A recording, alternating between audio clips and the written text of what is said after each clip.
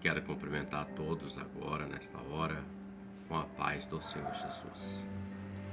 Nós vamos estudar um texto da Palavra do Senhor para nosso entendimento, para compreendermos um pouco mais acerca da Palavra do Senhor, dos planos do Senhor em relação à nossa vida, a vida da sua igreja e também a vida da humanidade de um modo geral. Nós vamos ler um texto da Palavra do Senhor que se encontra no livro do Apocalipse, capítulo 20, do verso 11 ao verso de número 15, que declara-se assim: E vi um grande trono branco, e o que estava sentado sobre ele, de cuja presença fugiu a terra e o céu, e não se achou lugar para eles. E vi os mortos, grandes e pequenos, que estavam diante do trono, e abriram-se os livros, e abriu-se outro livro, que é o da vida, e os mortos foram julgados pelas coisas que estavam escritas nos livros segundo as suas obras. E deu o mar os mortos que nele havia, e a morte e o inferno deram os mortos que neles havia, e foram julgados cada um segundo as suas obras. E a morte e o inferno foram lançados no lago de fogo. Esta é a segunda morte. Verso 15. E aquele que não foi achado escrito no livro da vida foi lançado no lago de fogo. O tema do nosso aprendizado, do nosso estudo é o trono branco, o juízo final. A epígrafe da passagem que lemos, do capítulo 20 de Apocalipse, do 11 ao 15, fala do juízo final. Então, todos estarão diante do trono branco. Ele fala de um grupo de pessoas. Veja, e viu um grande trono branco. João está narrando o que ele está vendo. E o que estava sentado sobre ele, de cuja presença fugiu a terra e o céu, e não se achou lugar para eles. Nós falamos na aula anterior acerca do tribunal de Cristo, quando os fiéis, a igreja fiel, chegar diante do Senhor e será julgada as suas obras, e aquelas que suportarem o teste do fogo serão recebidos e dados àqueles que as fizeram o galardão. Mas aquelas que se queimaram, como madeira, feno e palha, que são um exemplo das outras três obras que queimam-se diante do fogo, o tal vai ser queimado, mas não vai perder a sua salvação, porque já está diante do tribunal de Cristo. Aqui nós estamos falando do trono branco. Então nós podemos observar que a palavra fala de um juízo, um julgamento, uma sentença que será dada. Então, quem está diante do trono branco? Vamos entender um pouco mais. A identidade desse juiz que está julgando os grandes e os pequenos, de acordo com aquilo que está escrito nos livros, e observando também o livro da vida, caso haja o nome lá.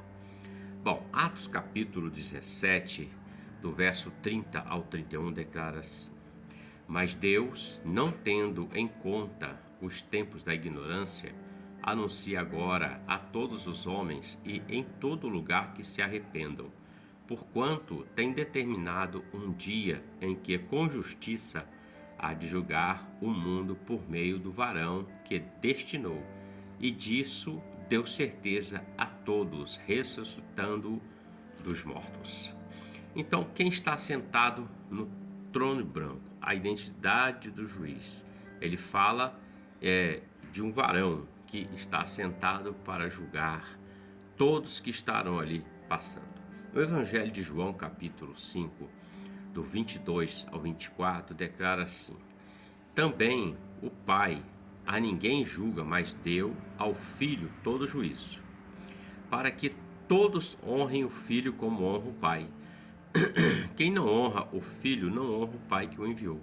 Na verdade vos digo que quem ouve a minha palavra e crê naquele que me enviou tem a vida eterna, e não entrará em condenação, mas passou da morte eterna para a vida eterna.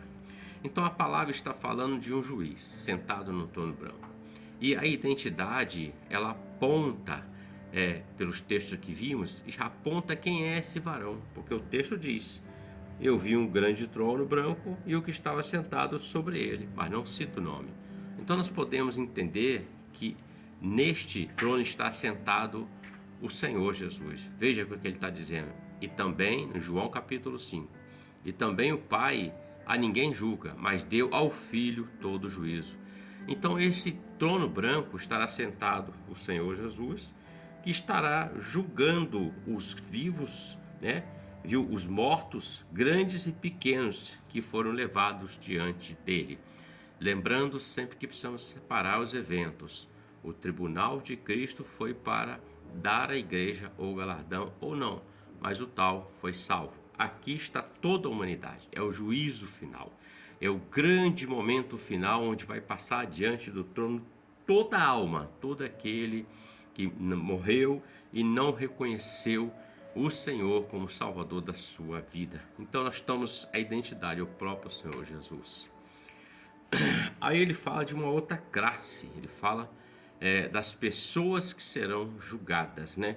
Veja que ele fala: vi os mortos, no verso 12, grandes e pequenos, que estavam diante do trono, e abriram-se os livros, e abriu-se outro livro, que é o da vida, e os mortos foram julgados pelas coisas que estavam escritas nos livros, segundo as suas obras. Então veja, Apocalipse 20, 12, ele identifica, mostra-nos como sendo os que morreram sem aceitar a Cristo como Senhor e Salvador da sua alma. A palavra fala que esses mortos, conforme em Efésios 2, de um ao outro, Paulo fala assim, que antes de receber a Cristo como Salvador, a pessoa era morta em seus pecados e transgressões. Portanto, todo homem que não reconheceu e não reconhece o Senhor Jesus como Senhor e Salvador, apesar dele viver sobre a face da terra, tempo de nascer até o tempo da morte, tempo de morrer, conforme Eclesiastes 3, ele está vivendo os seus dias caminhando para uma morte eterna, uma condenação eterna, porquanto ele rejeitou o Salvador. Mas quando ele levanta sua mão, ou se dobra diante, ou confessa o Senhor Jesus, ele sai do estado de morte eterna para vida eterna com o Senhor Jesus. Essa passagem que estamos lendo, ela vai tratar com todos aqueles que rejeitaram tão grande salvação. Em Lucas capítulo 16, verso 23, nós temos um exemplo acerca do rico e de Lázaro. O verso 23 declara assim: e no Hades ergueu os olhos, estando em tormentos, e viu ao longe Abraão e Lázaro no seu seio. Então essa passagem nos mostra o destino daqueles que morrem sem aceitar o Senhor. No dia do grande trono branco, conforme lemos aqui, estarão diante do Senhor para julgamento. A palavra fala também, Paulo escreve nas suas epístolas, que todo joelho se dobrará e confessará que Jesus é Senhor. Há uma diferença de se dobrar e confessar Jesus como Senhor. Ou seja, nesse ponto aqui do juízo final, eles serão trazidos à vida ali, ao corpo, e eles vão ver que aquele que eles rejeitaram foi o próprio Senhor Jesus. Não haverá tempo mais para arrependimentos, para pedir perdão, clamor, nada disso, porque isso tudo se dá no tempo da vida. E Deus, na sua infinita bondade e misericórdia, a ação do Espírito Santo, tem convencido o homem do pecado, do juízo e da justiça.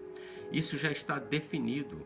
Acontece que muitas das vezes o homem tem um coração duro, um coração mais duro que a pedra, diz a palavra, e ele não permite que ele se deixe ser dominado por aquilo, ele não aceita o convite do Senhor, ele não aceita o convite do Espírito Santo para se render a Cristo. Ele prefere viver a sua vida segundo o curso do mundo, segundo aquilo que o príncipe desse tempo presente, o adversário, tem posto diante dele. E isso faz com que o homem viva esta vida que é tão maravilhosa, tão preciosa e tão rápida, que o homem viva fora da presença do Senhor, porque quando findar o tempo dele de existência sobre a face da terra, ele não tiver optado por aquilo que é a vida eterna em Cristo Jesus, ele vai viver uma eternidade longe de Deus.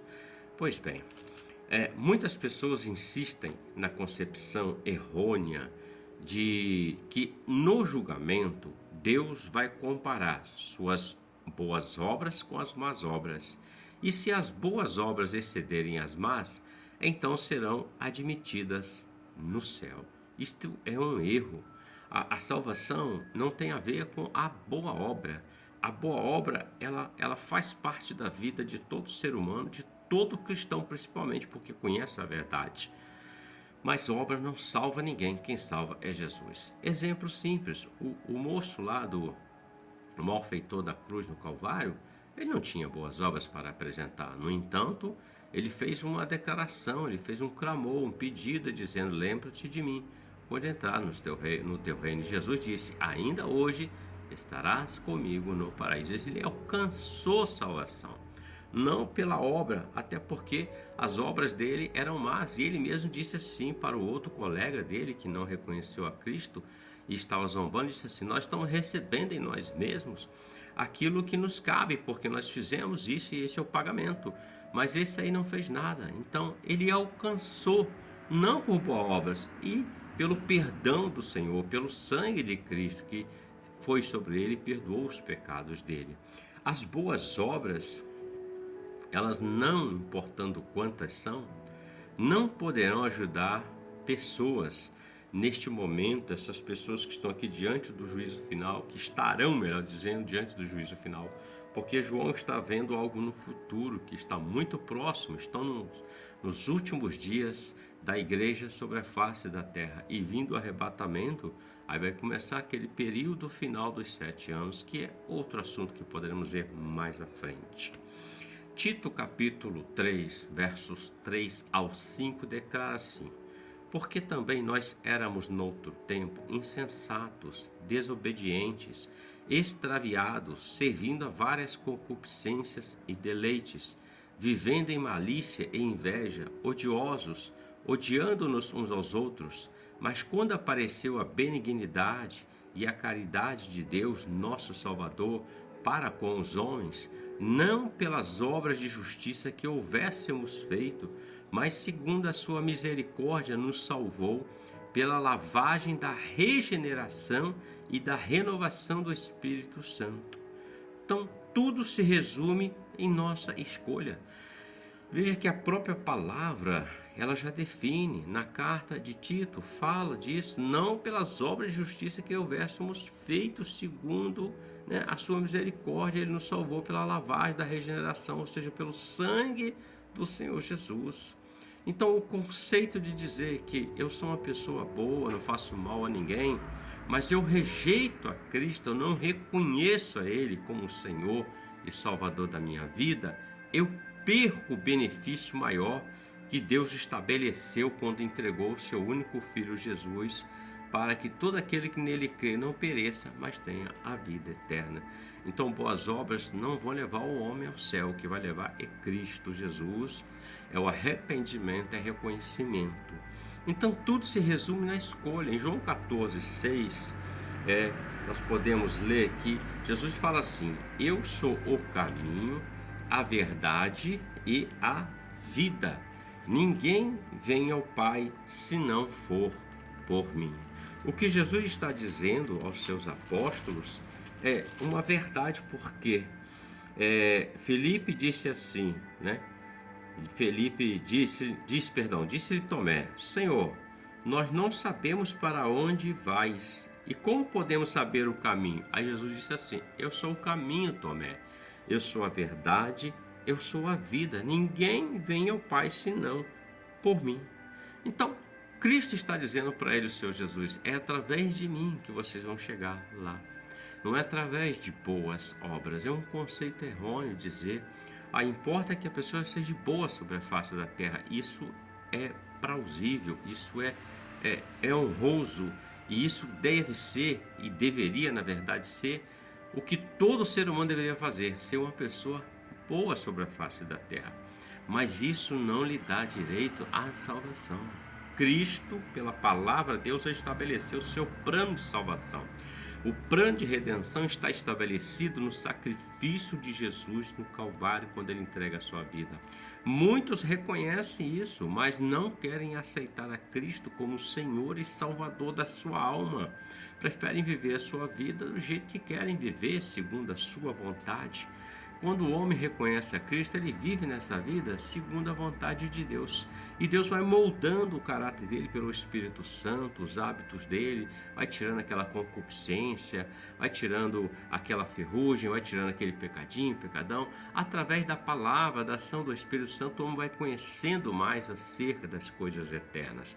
A Bíblia é um livro onde ela é a própria palavra de Deus. Quando você abre a Bíblia, é a palavra viva.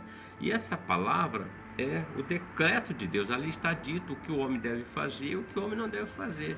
Ele está apontando o destino da alma do homem para onde ele vai após morte.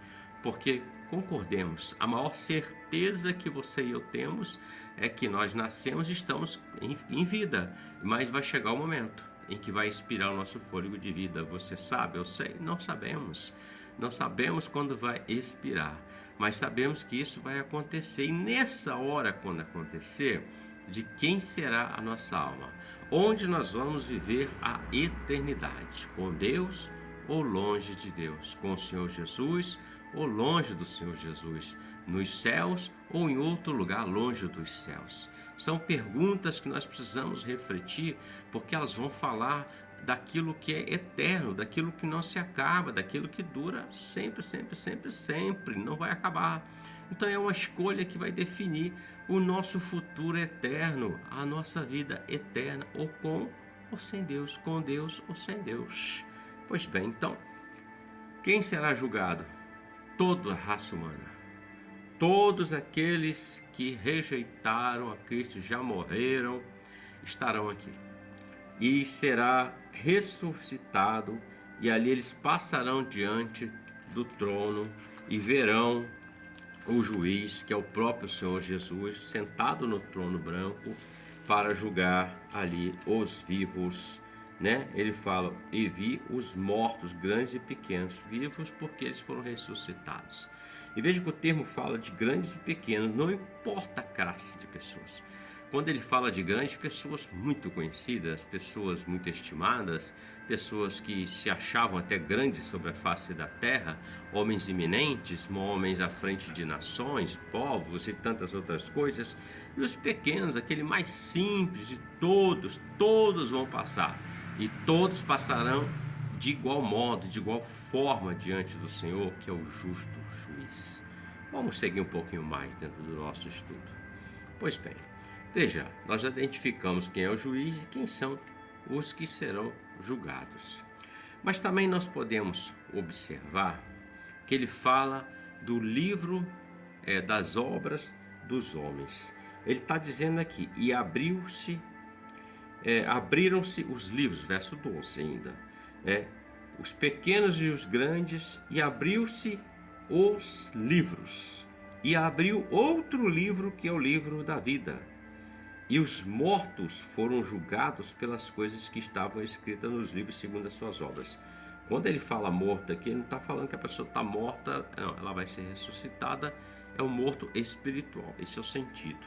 Então aqui ele fala de um livro, o livro onde estão escritos as suas obras. Talvez você não saiba, mas se não sabe, vai ficar sabendo. E se sabe, vai recordar isso. Olha, nos livros, segundo as suas obras, tudo que eu faço, tudo que o homem faz na face da terra, seja bom, seja ruim, não importa, isso está descrito, registrado nos livros das obras dos homens.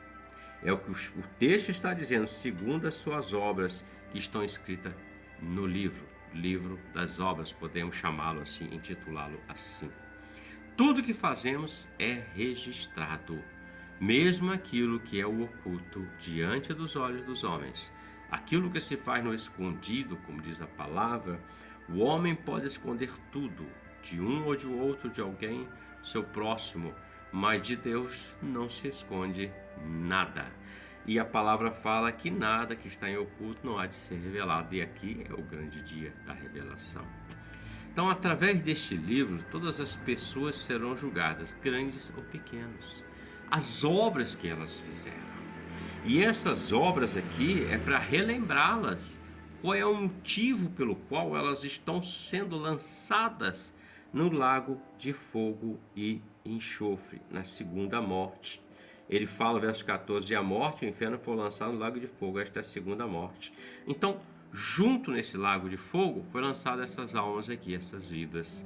E esses livros estão ali, grandes e pequenos que cometeram. Aí, talvez surja uma pergunta aqui, mas que obras são essas que eu fiz erradas, que me afastaram de Deus? Olá, obras. Vou citar algum exemplo da palavra para termos melhor entendimento. Gálatas capítulo 5, do 19 ao 21, vai citar várias coisas. Preste muita atenção. Está escrito assim a partir do verso 9, a partir do verso 19 do capítulo 5 de Gálatas. Assim está escrito: porque as obras da carne são manifestas, as quais são prostituição, impureza, lascívia, idolatria, feitiçarias, inimizades, porfias, emulações, iras, pelejas, dissensões, heresias, invejas, homicídios, bebedices, grutonarias e coisas semelhantes a estas, acerca das quais vos declaro, como já antes vos disse, que os que cometem tais coisas não herdarão o reino de Deus, não alcançarão salvação. Paulo cita 13 exemplos aqui, e ele fala de coisas semelhantes. Qualquer coisa que passe disso daqui são semelhantes a essa. Às vezes um acha que a obra da carne é só uma traição, uma bebida, um vício. Está muito além disso. Tudo aquilo que o homem faz que é contrário à palavra, ele está exatamente cometendo os delitos. Tudo está descrito nos livros das obras. Tudo, desde o dia que nós nascemos até o dia que morremos. Desde o dia em que alguém chegou perto de nós ou de alguém outro e falou acerca de Jesus. Porque naquele dia ninguém poderá dizer: ninguém nunca me falou de Cristo, ninguém me disse que eu precisava aceitar a Jesus, reconhecer Ele como Senhor e Salvador da minha alma. Não haverá como dar discussões, porque a prova é inevitável. Haverá descrito nesses livros tudo o que o homem fez, seja bom ou seja ruim. O destino daqueles que não se encontram. Ele fala assim do livro da vida. E ele fala: abriu-se os livros, né? E abriu outro livro que é o da vida. Os mortos foram julgados pelas coisas que estavam escritas nos livros segundo as suas obras. Então veja, aí ele fala de um outro livro. Ele fala no verso 15: e aquele que não foi achado escrito no livro da vida foi lançado no lago de fogo. Ou seja, há mais uma verificação. Veja aí, se o nome dele de fato não está no livro da vida. O que é o livro da vida?